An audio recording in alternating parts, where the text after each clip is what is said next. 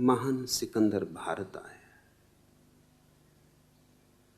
उसने एक फकीर के हाथ में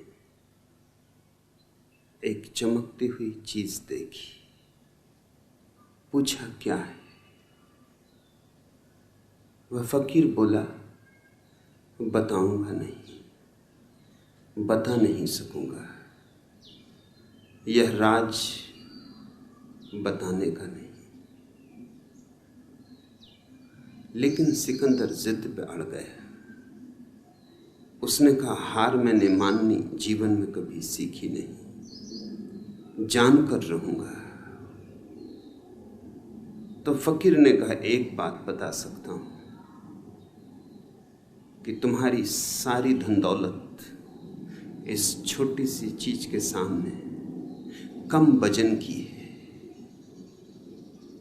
सिकंदर ने तत्क्षण एक बहुत विशाल तराजू बुलाया और लूट का जो भी उसके पास सामान था, हीरे जवाहरात थे, सोना चांदी था, सब उस तराजू के एक पलवे पे चढ़ा दिया। और उस फकीर ने उस चमकदार छोटी सी चीज को दूसरे पलवे पर रख दिया। उसके रखते ही फकीर का पलवा नीचे बैठ गया और सिकंदर का पलवा ऊपर उठ गया, ऐसे कि जैसे खाली हो। सिकंदर किम कर्तव्य विमूढ़ हो गया। झुका फकीर के चरणों में और कहा, कुछ भी हो, नतमस्तक हूं, लेकिन राज मुझे कहो। फकीर ने कहा, राज कहना बहुत मुश्किल है, कहा नहीं जा सकता, इसलिए नहीं कह रहा हूं।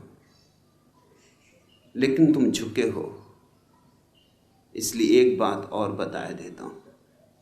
एक चुटकी धूल उठाई रास्ते से और उस चमकदार चीज पर डाल दी, और न मालूम क्या हुआ कि फकीर का पलवा एकदम हल्का हो गया और ऊपर की तरफ उठने लगा, और सिकंदर का पलवा भारी हो आया और नीचे बैठ गया। स्वभाव था सिकंदर तो और भी चकित हुआ। उसने कहा, यह मामला क्या है? तुम पहेलियों को और पहेलियां बना रहे हो और उलझा रहे हो।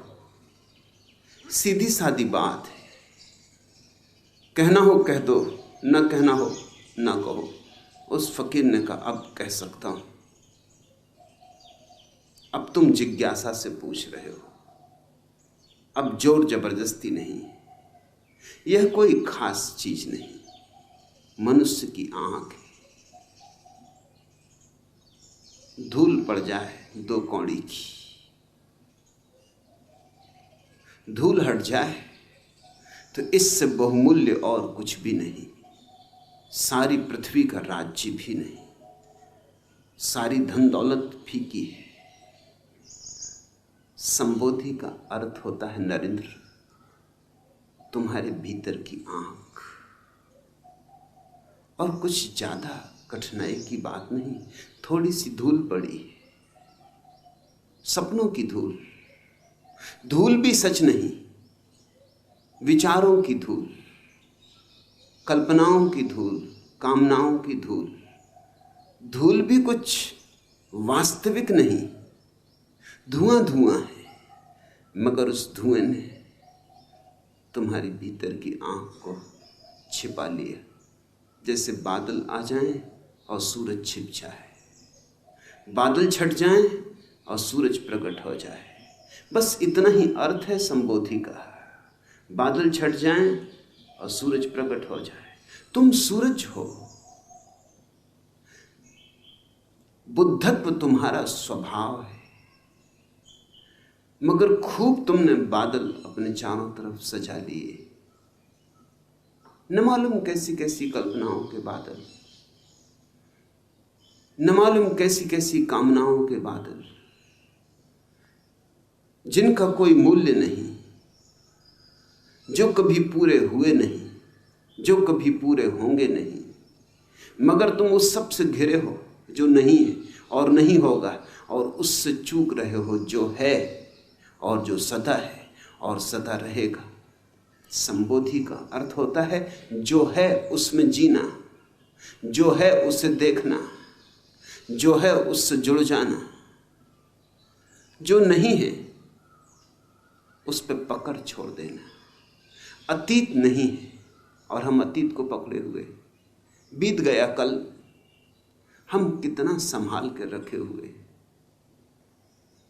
जैसे हीरे जवाहरातों को कोई संभाले।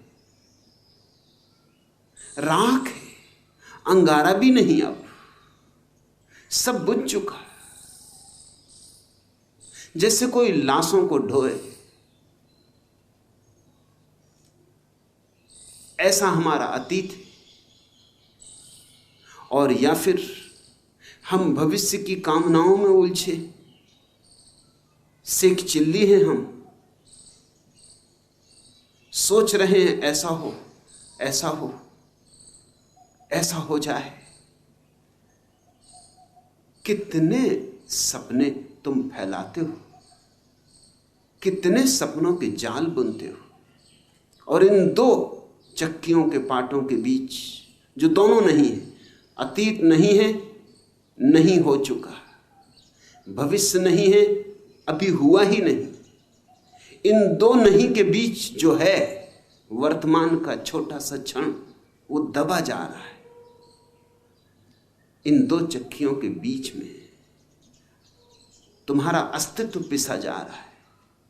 अतीत से और भविष्य से जो मुक्त हो गया वह संबुद्ध है, वह बोधि को उपलब्ध हुआ, उसकी आंख खुली, उसकी आंख से धूल हटी।